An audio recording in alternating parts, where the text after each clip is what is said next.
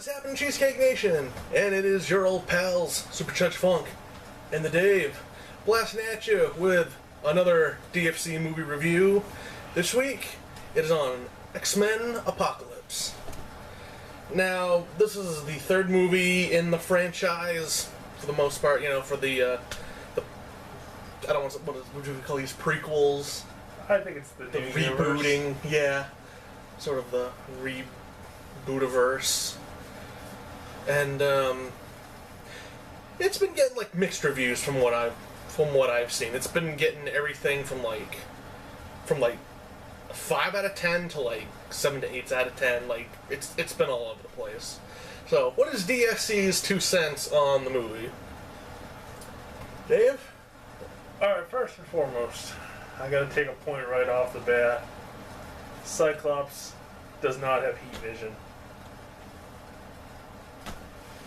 Just a cursory Googling of his power would tell you that.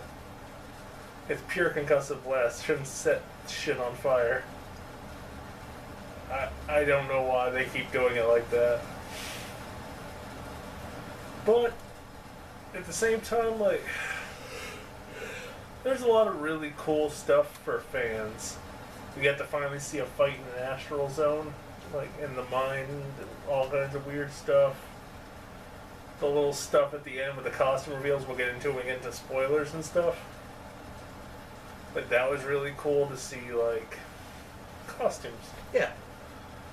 Trying to think of anything else that was either really good or things I didn't like that wouldn't go into spoiler territory. Pretty much all throughout the costumes were really good. How'd you, the overall acting? Or, the character portrayals? I wasn't a huge fan of Apocalypse. Yeah.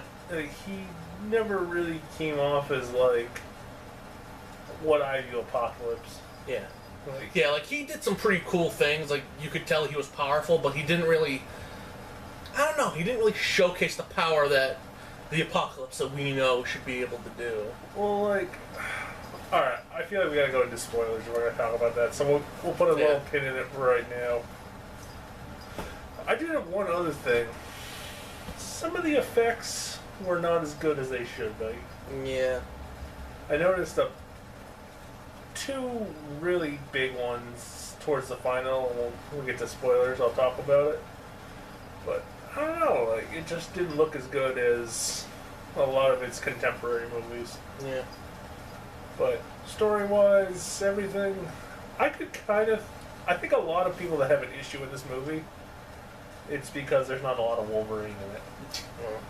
He's kind of he's the character you're supposed to, connect with in every other X-Men movie. So, alright. Anything you want to say before we move into spoilers? I generally liked the movie. I didn't dislike it at all. I mean, it, had its problems, Quicksilver pretty much stole the show. He was fun to watch again. I'm trying to think. They didn't utilize a lot of their New Mutants as much as, when New Mutants came into the older movies, they were utilized fairly well. Got to know more about them, get to see their personalities a little bit. Fucking Psylocke did less than Wonder Woman in BVS. Fucking Archangel, he did a little bit at the beginning. Then he didn't really do much after that. I don't know, there were some characters that, I feel could have been better utilized, but overall, I think it's pretty good. If you're into X-Men and superhero movies, I give the recommendation. Yeah. But I feel it's definitely... I agree with a lot of other people that it is not a bad movie by any means, but it is definitely the weakest out of the three. I kind of disagree. It's got the most action, and it's got the least story, so... Yeah. That's the metric I would use for it. If you're looking for deep story... But, alright, I think we gotta move into spoilers. Alright, but so some of my issues, we have to get into spoilers for it. Overall, what do you give it?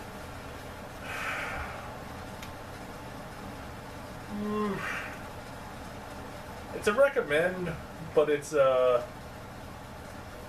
recommend. Like if you're into it, check it out. If you aren't, you can live Kind of hard to. without Yeah, it's one of those movies. It's kind of hard to put on a number. it. Yeah, like for everything I really liked in it, there's another thing where I'm just Yeah. kind of like, It's kind of like a. I'm not a big fan of doing things at a 10. I would give it like a 3.5 out of 5. so a 7 out of 10. Sure, why not? All right, ready to move to spoilers? Yeah. All right, before we go to spoilers, obviously, if you're going to not hang out for that, come back after you see the movie, yada yada yada. Oh yeah, and There's there. a post credits. Yeah, I was. That's exactly what I was gonna say. It's at the very end, so. Yeah, you have to sit through all the credits. I don't know. It was a cool little scene, I guess, for what it was, but Unless you know the comics, you're really not gonna understand what that's about. it's not that important either. Well, yeah, but. I mean, in the grand scheme of post-credit scenes, this one wasn't particularly important. Yeah. I don't really know exactly what it was referring to, but I have a theory about it. Alright, spoilers. Spoilers, spoilers. Spoilers. If you haven't Spoiler seen it, hands. you know, you've been warned. Alright. Here's one of my big issues with a lot of these movies is how crap they are with canon. Yeah. Like the guy that Angel is fighting in the cage is obviously Blob. But Blob has also been in X-Men Origins Wolverine, which I get is not particularly canon, but at the same time, like They haven't really done anything to rectify it in the yeah, universe. I'm just like, there's a shit ton of characters. Use some of them. It was cool to see Caliban. Obviously, I talked about Cyclops does not have heat vision. That was just another thing that kind of bugged me. A couple other little things were like Apocalypse pretty much didn't do anything that was like, oh wow, he's much more powerful than Magneto. Yeah. Like, other than shield himself or Magneto chucking shit at him. Like, I don't know, he didn't feel like that much of a step up. Like, I get that as a comic book fan, I know what Apocalypse's powers are, and they're pretty weird. Nowhere in the movie did they bother to explain what he can and can't do. It just seemed like he had the MacGuffin of powers, whatever power he needed. Like, He is the Balrog. Yeah, of like X-Men. he had the techno-organic virus. Like, alright, let's go through the list of the random shit he could apparently do. He can levitate things. He can teleport shit. He can amplify powers. He can amplify powers. He can apparently melt people into shit, and that'll kill them, I guess. He could also, like, use high-level matter manipulation. He has the techno-organic virus, I assume, which is the thing where he touches the television and gains all the knowledge of a television. It's also why, like, all of that ancient Egyptian shit looks very futuristic. It's supposed to be celestial tech. So, I just assumed they didn't want to talk about it. I don't know if they could mention celestial in all honesty, but... yeah, like... he didn't use any of his, like, classic powers when you think of him. He didn't use his size changing except for in, like, the astral form fight. And just, like... Yeah, I was waiting for that and it just didn't happen.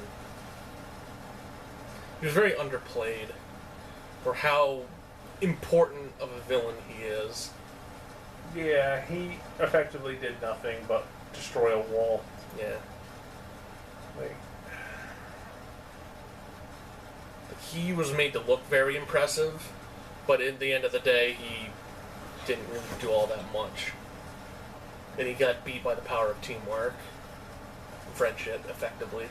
yeah, it was also kind of weird that Psylocke was just like, no, I apparently won't team up with the X-Men. Yeah, she just walked away, and pretty sure Angel is dead, but who knows? Yeah, I'm gonna assume he's not, but I don't know. I'm also under the assumption that Havoc's probably not dead. Maybe. Well, like the big rumor going around is the next movie they want to go to space, do like Starjammer with Corsair, which sounds really weird, but it's somewhere different at least. That's my big, super big, ultimate gold star. Big thing that came out of this movie was like, all right, they want to do Phoenix Saga. Cool, I'm down for Phoenix Saga, but please don't rush it. Yeah. Like, we just got introduced to this Jean and she can already use the Phoenix's power. And I figured that about halfway through the movie that was the plan, to beat Apocalypse. Yeah. Like,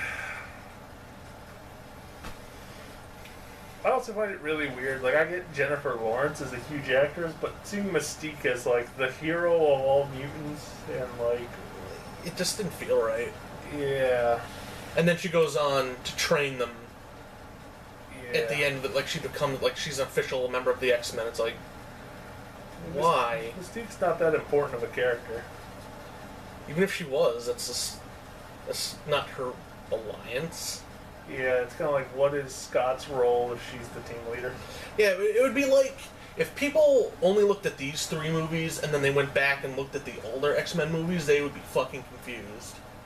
Yeah. To see, like, Mystique be on the arm of fucking Magneto the whole time. It's like, well, wait, in here she was clearly a good guy. Why is she helping Magneto? Well, to be fair, the other movies take place apparently in some world where she was evil the entire time, but for some reason the Sentinel hadn't happened. Yeah. I don't know. The timeline's really goofy. Like I said, they don't seem to respect their own canon, which kind of makes like a shared universe between the X-Men and the Wolverine films, but they don't follow each other's canon at all. Like, why does Wolverine? All right. If anybody remembers the end of Days of Future Past, the Stryker that grabs Wolverine is Mystique. Why does Stryker have Wolverine? Did Mystique give Stryker Wolverine for no particular reason?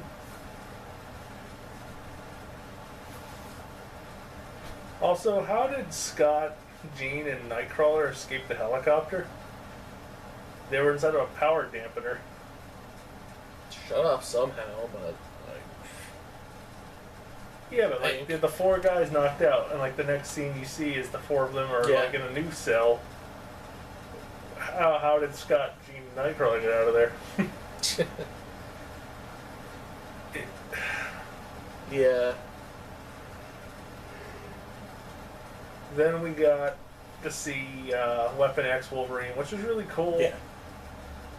It was almost the correct costume. The only issue is like there's a skull cap. Yeah, it was like the other one. Instead wasn't of it this like one was just wasn't it like like a this was like a visor too? Like it went almost all the way around. Yeah. And he was wearing more pants, which I accepted that change. Yeah. But it was still a pretty cool scene, This whole movie, like, a lot of the deaths in it were pretty brutal. Yeah, they definitely look like they're going to go closer to their R rating and not really care so much. Like, especially the opening scene. A lot of brutal deaths, just people being crushed. Contorted, like that one dude. And, like, just slammed against the wall. I was like, ooh, it made me cringe a little bit. But yeah, seeing fucking huge Jack man fucking just go to fucking town on these dudes is pretty cool. Like, just like, that's fucking the Wolverine we need to see.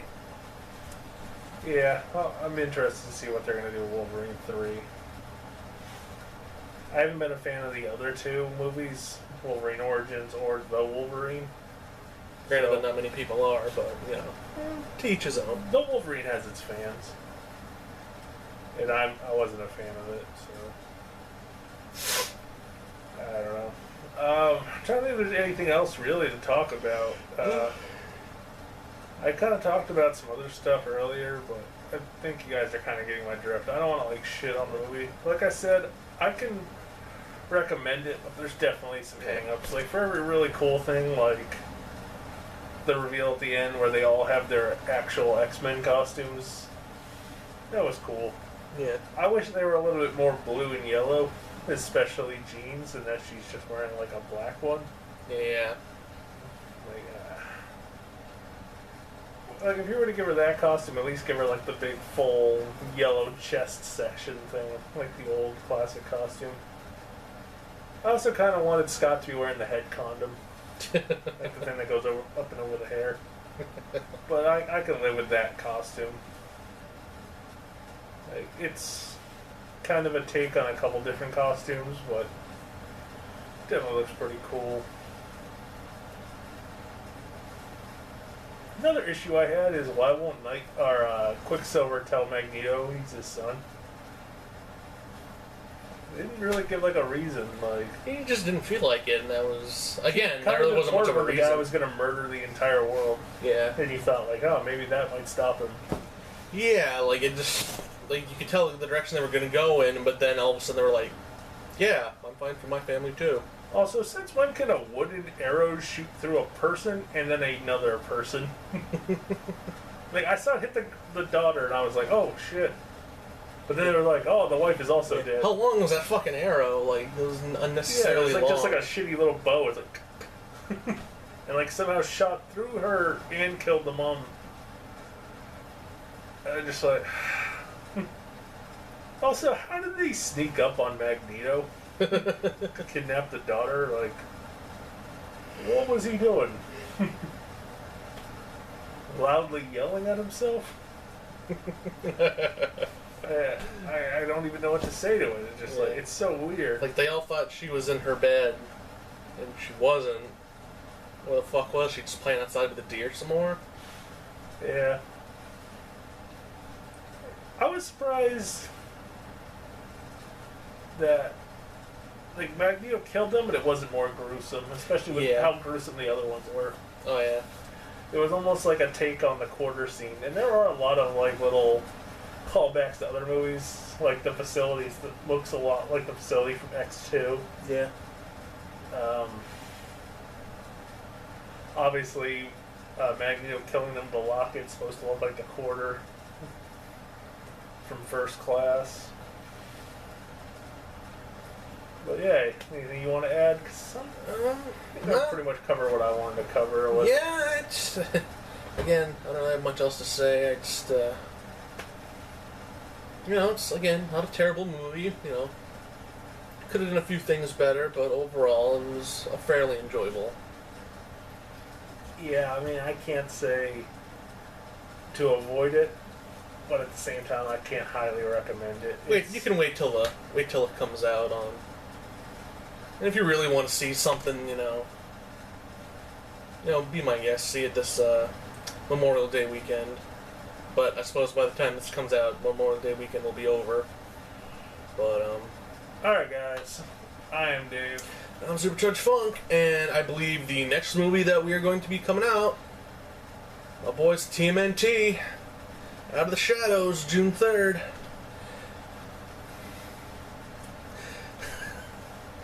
We'll catch you guys next time. Later.